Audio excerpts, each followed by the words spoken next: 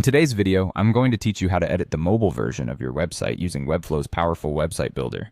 Whether you're focusing on mobile landscapes or portrait orientations, ensuring your site looks great on mobile devices is crucial. With so many people accessing websites through their phones, optimizing for these smaller screens is vital for a seamless user experience. Let's dive right in and start making those adjustments. First, you'll want to head over to your Webflow project. Remember, you need to be logged into Webflow to access your project dashboard. Once you're in, you'll find the Designer tool, which is Webflow's intuitive editing suite. It's a good idea to have your site designed as you want it on the desktop first, because in Webflow, changes made in the mobile view won't affect the desktop, but the other way around. So starting with the desktop version is generally preferred. Now, when you're in the Designer, your next step is to locate the breakpoint icons at the top of your canvas. Here you can select the mobile landscape or mobile portrait options. These breakpoints are crucial because they allow you to efficiently tailor your design specifically for smaller screens. Selecting a mobile breakpoint essentially tells Webflow, okay, now let's see how this works on a phone. You can toggle between these two views to fine-tune your layouts accordingly. With your mobile breakpoint selected, it's time to make changes in the Style panel, which is your toolbox for all things style related.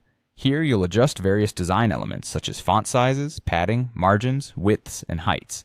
Be particularly mindful of padding and margin alterations since mobile screens have limited real estate, and every pixel counts. This setting ensures that the presentation of your content remains clean and uncluttered on smaller screens. You can also engage with flexbox or grid settings here to enhance how elements are arranged.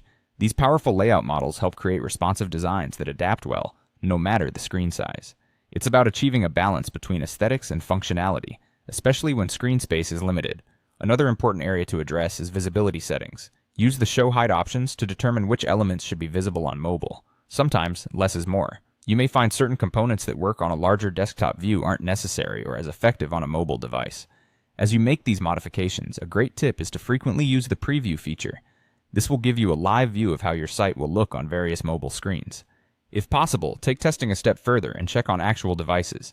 This way, you ensure everything looks just right. By following these steps, you can design a mobile version of your Webflow site that is both functional and visually appealing. A well-optimized mobile site keeps visitors engaged and enhances their overall browsing experience. Now get designing and watch your mobile presence improve dramatically.